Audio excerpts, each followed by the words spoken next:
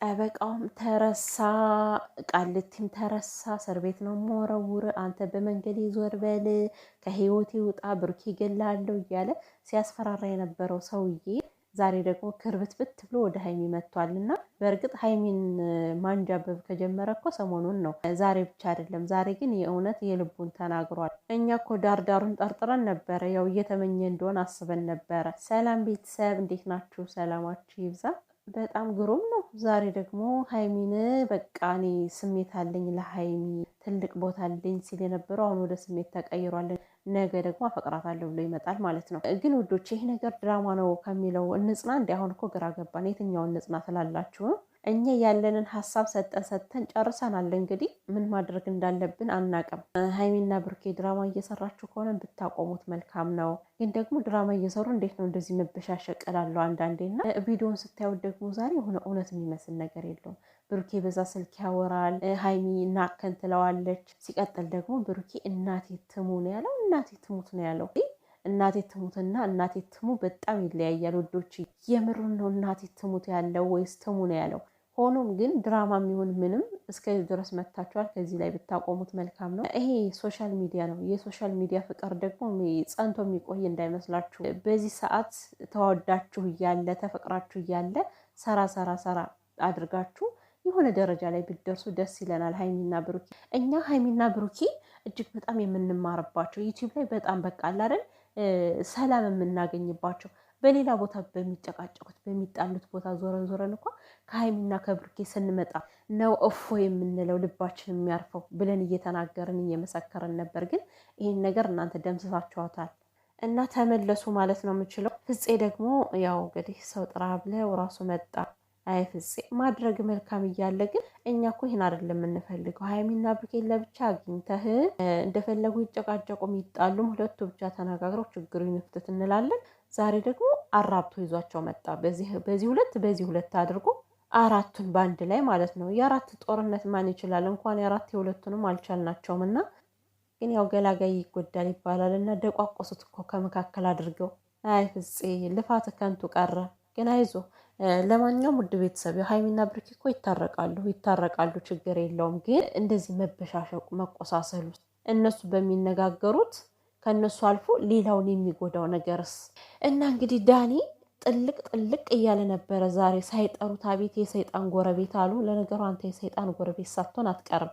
ቅሌታም ምን አገባ? ቆይ ሀይሚና ብሩኬ ሲያወሩ በመካከል እየገባ ሀይሚ ምንድን ነው ያለ? ፍሪደም ሰታኛለች ነው ያለው፣ ማለት ነፃነት ሰታኛለች ምናምን እያለ ነበረና ስለምን ነፃነት ነው የምታወራው? ሲጀመር ስለ ብሩኬ አያገባኝም አለች አይደለ? ስለዚህ አያገባኝም ማለቷ እኮ ከብሩኬ ላይ እንደፈለግ ፈንጭበት አይደለም። አንተም እሱም እንድትጎዳዱ አልፈልግም ተባልክ። ብሩኬ ሲያወራ አፋፉን የምትለው አንተ ማን ስለሆንክ ነው? አለቅላቂ አንተ አሳሳች። አሁን ብሩኬ ያዝ አድርጎ ቢያፈርጥ እኮ ከብሩኬ ላይ ዕዳ ልትሆን እንጂ ምንም የምታመጣው ነገር የለም። ደግሞ አቅም እንዳለው ዝል ይላል እንዴ! ዳኒ እኮ እመኑኝ ማለት ነው እንኳን አይደለም እንደዚህ ሴት በእርግጫ ፈንግላ ትጥለዋለች እኮ። ሶሲን እንዴት እንደሚፈራ ታያችሁ አይደለ? ሶሲ ግን ዛሬ በጣም ነው የምታናድር። አንዴ በጥፊ ይዘሽ ብትገቢለት ጥሩ ነበረ። ለነገሩ አንቺም ደም ነው የምታፈዩ ስትላላጭ ስታስጠላ። በጣም ነው የምትላላጠው ይች ልጅ። ግን ማለት የሆነ ስነ ስርዓት ምናምን የሚባል ነገር የላትም። ስታወራ አላደል ሰው ንቀት ነው፣ በሰው ላይ ማላገጥ ነው፣ በሰው ላይ ፌዝ ምንድን ነው የምታወራው? ሰው በስሬስ እያወራ ማለት ነው እሷ ይሄ እያለች ትገለፍጣለች። እና ይሄ ልጅ እንግዲህ መጨረሻ ላይ አፍርጦታል። ያው ለሀይሚ ስሜት አለኝ ብሏል ማለት ነው። ፍፄም ኪሳራ ሆናል እንግዲህ። ልፋትህ ፈጣሪ ቁጠርልህ እንጂ ልፋትን እነሱ እንኳን ውሃ ብልተውታል። ስሜትን እዛ ቀቅለው ብላው። ለሶሲ ደግሞ ፍቅር ሳይሆን ልቤን ሳይሆን ጭንቅላቴን ነበር መስጠት የነበረብኝ አላ። ያንተን ጭንቅላት ሰታጨራሽ ትደፈን እንዴ? ድፍን የምሬድ እኮ ነው። ደህና ማሰቢያ እንዳለው እኮ ተንጠራርቶ ሲያወራ አያፍርምና። አይ ጌታዬ፣ ይሄ ልጅ በቃ ክፉ ነገር መጥፎ ነገር እያደረገ እኛንም ክፉ ላይ ያደርገን ነው። ኧረ ተው አንተ ሰውዬ፣ ተሳዳቢ አታድርገን በፈጠረህ አምላክ። ምን ጭንቅላት አለህና ነው አንተ? ጭንቅላት ቢኖር የማይሰውን ፍቅረኛ ስሜት አለኝ ብለህ ታወራ ነበር እንዴ? ጭንቅላት እኮ ዝግ ስለሆነ እኮ ነው። እና ዳኒ ውጣላቸው በፈጠረህ አምላክ፣ ከህይወታቸው ውጣ። ሀይሚና እኔ በቃ። ሀይሚና አንተ ምን ሆናችሁና ነው? ሀይሚ ከአንተ ጋር ምን ጉዳይ ያላት? በጣም ያሳዝናል እኮ የሚደረገው ነገር። እግዚአብሔርን እኔ አሁን ምለው እየጠፋብኝ ነው። እና እኔ ግን ውዶች አሁን አንድ የደበረኝ ነገር አለ። ለአንቺ ስሜት አለኝ ሲላት ሀይሚ ለምንድን ነው ዝም ያለችው እንዴ?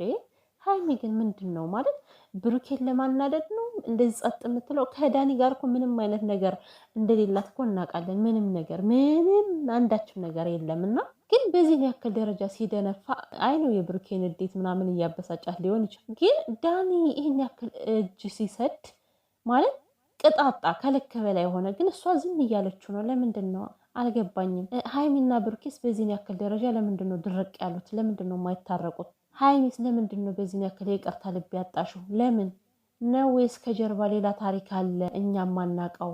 ሌላ ታሪክ አለ ብለን እንዳናስብ ከአንድ አመት ጀምሮ ነው እንግዲህ አብራችሁ የመጣችሁት አንቺና ብሩኬ። ትናንትም ስትይ ነበረ እና ከአንድ አመት በሙሉ ማለት የሆነ በጣም ያሳለፍኳቸው ነገሮች አሉ። አሁን ሲሰለችኝ ሲበቃኝ ነው እያልሽ ነበረና ምንድን ነው እየተፈጠረ ያለው? ከጀርባ የሆነ ነገር ካለ ግልጽ አድርጉንና እኛም አንጨቀጭቃችሁም።